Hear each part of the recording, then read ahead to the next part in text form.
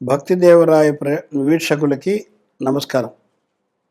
ఈరోజు శని గోచార ఫలితాలు, ముఖ్యంగా ఏ ఏ రాశుల మీద ప్రభావం ఉన్నది, అలాగే దేశ గోచారంలో కూడా శని యొక్క ప్రభావం ఎలా ఉంది అనేటువంటి వాటిని మనం చర్చించే ప్రయత్నం చేద్దాం. సాధారణంగా శని గ్రహము మందగ్రహమని మనం అంటూ ఉంటాం. మీకు కూడా తెలుసు అది. అయితే ఇక్కడ మాంద్యము అంటే మందగించడము అని అర్థం. అంటే ఇంకొక విధంగా మనం కాలపురుషాంగాల్లో చూసుకున్నట్టయితే, ఇప్పుడు ప్రస్తుత గోచారంలో మీనరాశిలో శని సంచారం, ఆయన యొక్క 3 దృష్టులు వరుసగా తృతీయం, సప్తమం, దశమం, ఇవి వృషభ రాశి మీద, కన్యరాశి మీద, ధనుర్రాశి మీద పడుతున్నాయి. అంటే శని తను ఉన్నటువంటి స్థానం నుంచి ఏ ఏ స్థానాలను చూస్తాడో ఆ స్థానాలకి భంగం కలిగేటువంటి అవకాశం ఉంటుంది. అంటే మనకి ఉదాహరణకి మనం వృషభం తీసుకుందాం. వృషభం 2వ భావం అనుకుందాం. 2వ భావం అంటే కుటుంబం ఉంటుంది, వాక్స్థానం ఉంటుంది, మనం తినేటువంటి ఆహారం నోట్లోకి వెళ్తుంది, అది కూడా 2వ భావమే. అలాగే మీకు ధరస్థానం కూడా 2వ భావమే. ఇవన్నీ కూడా గొంతు, అది కూడా 2వ భావమే. ఎప్పుడైతే శని యొక్క దృష్టి ఈ భావం మీద పడిందో, 2వ భావం మీద పడిందో, ఇవన్నిటి యొక్క ఏదైతే మనం అనుభూతిని పొందుతున్నామో అది తగ్గుతుంది, ఒక లెవెల్ కొంతవరకు తగ్గుతుంది అది. అలాగే భచక్రంలో షష్టమ రాశి అయినటువంటి కన్యారాశి, దీని మీద శని యొక్క దృష్టి ఉన్నప్పుడు మనం ఏ ఆహారాన్ని అయితే తీసుకోకూడదో, ఏ ఆహారం తీసుకుంటే మనకి బుద్ధి మందగించి పనిలో కూడా ఆలస్యత్వం వస్తుందో, అలాంటి రాశి అయినటువంటి కన్యరాశి మీద శని దృష్టి ఉండడం అంటే జీర్ణ ప్రక్రియ తగ్గిపోతుంది. ఉదాహరణకి చాలా సింపుల్ ఎగ్జాంపుల్ చెప్తాను. ఏమిటంటే, మనం మామూలుగా ఆంధ్ర ప్రాంతం కానీ తెలంగాణ ప్రాంతం కానీ మామూలు బియ్యం తీసుకుంటాం మనం. కానీ మీరు అటు ఉత్తరాది అంటే నార్దర్న్ ఇండియా కనుక వెళ్ళినట్లయితే బాసుమతి రైసే వాడతారు. మనం హోటల్లో వెళ్తే సాధారణంగా సగం వండినటువంటి బియ్యాన్నే మనకు వడ్డిస్తారు. ఇప్పుడు నార్దర్న్ ఇండియాలోకి వెళ్ళినప్పుడు ఈ బాసుమతి రైసు సగం ఉడికి సగం ఉడక్క, అది తిన్నప్పుడు ఆటోమేటిక్గా మీకు హెల్త్ చెడిపోతుంది. ఏమిటి? జీర్ణ ప్రక్రియ మందగిస్తుంది. అక్కడ మాంద్యుడి యొక్క శని యొక్క ప్రభావం కనబడుతుంది. సో ఈ విధంగా ధనుర్రాశి అంటే ధనస్సు అంటే నడుము వెనక భాగం, నడుము కింది భాగం, పిరుదులు, ఆ భాగం అంతా కూడా శని యొక్క దృష్టి. అంటే ఎవరికైతే షష్టమ భావానికి శని యొక్క సంబంధం ఉందో వీటికి సంబంధించినటువంటి రుగ్మతలు వస్తాయి అని చెప్పి మన శాస్త్రం చెప్తోంది. ఇప్పుడు ఇందాక మనం మాట్లాడుకున్నాం ఏలినాటి శని, దాని గోచారము, దాని ఫలితాలు అనేటువంటిది. ప్రప్రథమంగా ఈ ఏలినాటి శని యొక్క ప్రభావంలో ఉన్నటువంటి రాశులు కుంభం, మీనం, మేషం. మొన్నే మధ్యనే శని కుంభాన్ని వదిలి మీనంలోకి వెళ్ళాడు. కుంభంలో ఉన్నంతసేపు కుంభరాశి వాళ్ళకి విపరీతమైనటువంటి ఆరోగ్య సమస్యలు నడుముకి సంబంధించినటువంటి సమస్యలు, యూటరస్ కానీ లేకపోతే లేడీస్కి సంబంధించినటువంటి సమస్యలతో అనేక మంది బాధపడుతూ నాకు ఫోన్ చేసి దానికి పరిష్కార మార్గం అడగడం జరిగింది. అయితే ఇప్పుడు ప్రస్తుతం కుంభరాశిలోంచి మీనరాశిలోకి వచ్చి స్వనక్షత్రం మీదనే ఉన్నాడంటే ఉత్తరాభాద్రలోనే అతని యొక్క గోచారం జరుగుతూ ఉంది. కొద్ది కాలంలో ఆయనకి వక్రగతి వస్తుంది. ఈ వక్రగతి వచ్చినప్పుడు ఈ యొక్క పీడ విపరీతంగా ఉంటుంది.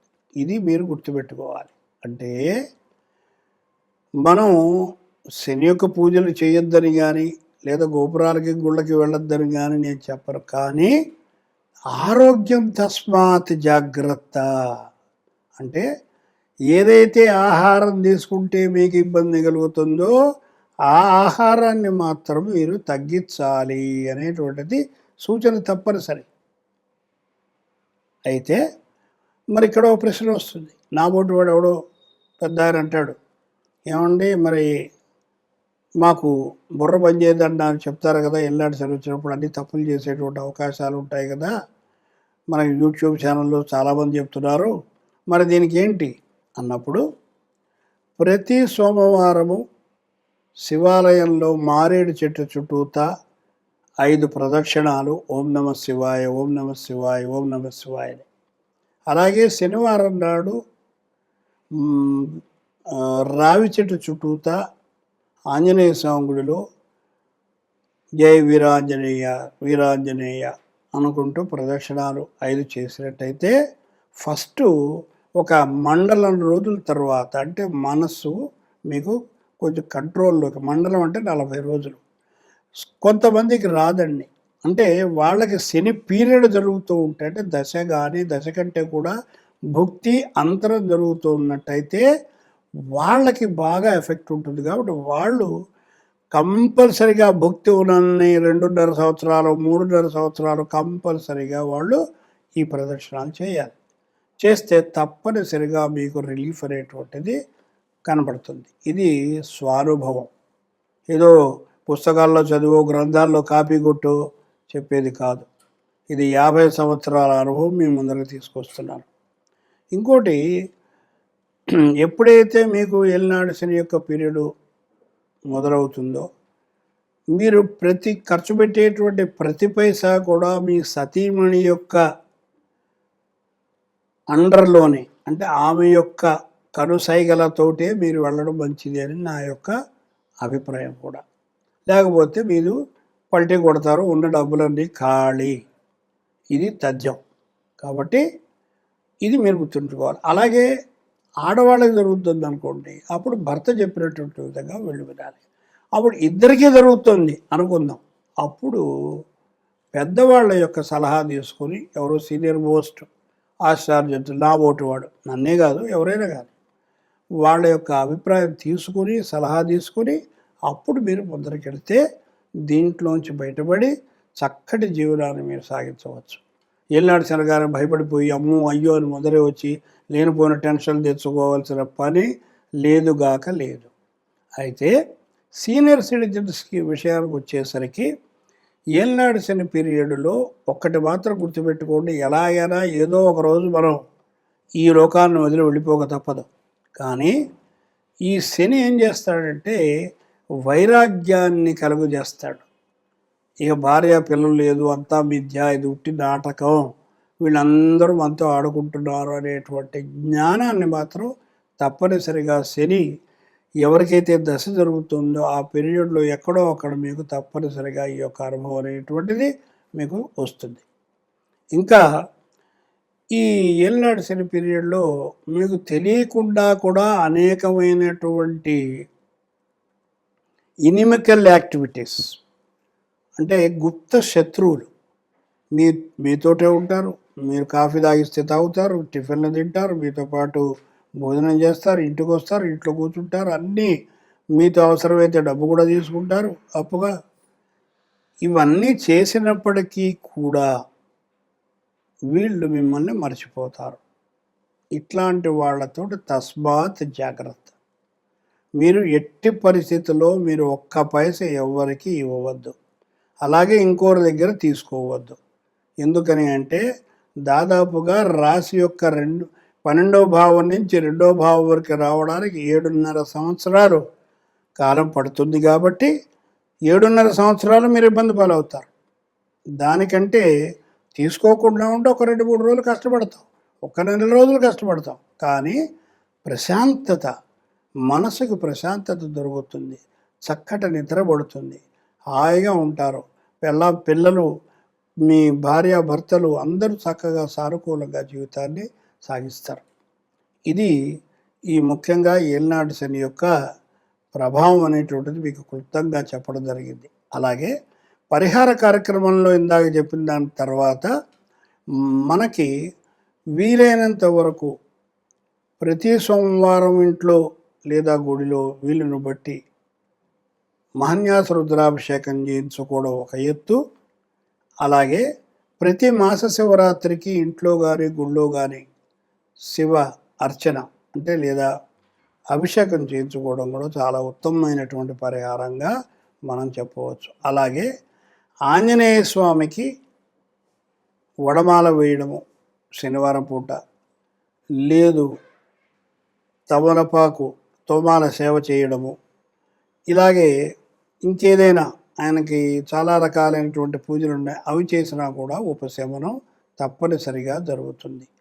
నాకు ఈ మధ్యకాలంలో బ్రహ్మాండమైనటువంటి అనుభూతి ఈ హనుమంతుల వారి యొక్క దయ వల్ల చాలా జరిగింది. మా యొక్క మిత్రుడు, చిరకాల మిత్రుడు చాలా అస్వస్థత పొంది హాస్పిటల్లో అడ్మిట్ అయ్యి ఇక కష్టం అనేటువంటి స్టేజ్కి వచ్చినటువంటి వ్యక్తి ఇప్పుడు నార్మల్గా డిశ్చార్జ్ అయ్యి ఇంట్లో ఉన్నాడు. ఇది నేను సగర్వంగా ఆంజనేయ స్వామి రాముల వారి యొక్క అనుగ్రహము మాత్రమే అని చెప్పగలుగుతాను. రెండోది, ఇక 12 రాశులకి ఈ శుభాశుభ ఫలితాల గురించి మనం చెప్పుకుందాం. తదుపరి కుంభరాశి. ఈ కుంభరాశి ఇది ఏళ్నాడు శనిలో 2వ కేటగిరీ. అంటే మకరంలోంచి కుంభంలోకి, కుంభంలోంచి ఇప్పుడు శని మీనంలోకి వచ్చాడు. అంటే ఈ రాశి వాళ్ళకి ద్వితీయంలో, అంటే ఇక్కడ ఏంటన్నమాట, గృహ కుటుంబ పరిస్థితులు సాంఘికంగా గృహ సంబంధంగా కొంత సౌఖ్యం కలుగుతుంది. కానీ 6 నెలల తర్వాత, అంటే ఇప్పుడు మనం సంవత్సరాలు వచ్చేది కాబట్టి మార్చ్, ఏప్రిల్, మే, జూన్, జూలై, ఆగస్టు దాదాపుగా 20వ తారీఖు నుంచి అంటే సంవత్సరాంతం వరకు కూడా మీరు బ్రహ్మాండమైనటువంటి, మీరు ఏ పని మొదలుపెట్టినా ఆటోమేటిక్ అయిపోతూ ఉంటుంది, టక చేసేస్తారు. అప్పటిదాకా ఏదో విధమైనటువంటి ఇంపెడిమెంట్స్ వచ్చే అవకాశం ఉంటుంది. అలాగే 12 రాహు వల్ల మీరు కొంచెం ఈ గ్యాస్ స్టవ్ల దగ్గర ఆడవాళ్ళు అయితే, తర్వాత మగవాళ్ళు అయితే ఈ సిగరెట్లు తాగడాలు మానేయడం, అలాగే ఈ కొలువుల దగ్గర పనిచేసేటువంటి వాళ్ళు, ఫర్నేసెస్ వాళ్ళు కొంచెం జాగ్రత్తగా ఉండాలి. అలాగే ప్రయాణాల్లో కొంచెం కష్టాలు ఉంటాయి, నష్టాలు ఉంటాయి, కాబట్టి మీరు నడపకండి. అలాగే ఆరోగ్యం జాగ్రత్త, అంటే తీసుకునేటువంటి ఆహారం కంట్రోల్గా సమయాన్ని పాటిస్తూ తీసుకున్నట్టయితే ఇబ్బంది ఉండదు. మీకు బంధువర్గాల్లో పేరు ప్రఖ్యాతులు, మీ ఆశయాలు ఇవన్నీ కూడా మంచి వైపుకే దారితీస్తాయి. ఈ రాజకీయ నాయకులకు మాత్రం బాగలేదని చెప్పాలి. అయితే ఉద్యోగస్తులకు మాత్రం మంచి అనుకూలమైనటువంటి కాలం, ప్రమోషన్లు మీరు సంపాదిస్తారు. అలాగే దూర ప్రాంతాలకి ట్రాన్స్ఫర్లు అవుతాయి. ఆగస్టులో ఎవరికైనా ఉద్యోగం రాని వాళ్ళకైతే ఆగస్టులో ఉద్యోగం వచ్చేటువంటి అవకాశం కుంభరాశి వాళ్ళకి ఉన్నది. మంగళవారం, శనివారం నియమాలు పాటించడం, శని రాహువులకి జపదానాలు చేయడం, అలాగే శివాభిషేకం చేయించడం, ఇవి ఈ సంవత్సరం వీళ్ళకి చెప్పదగినటువంటి పరిహారం.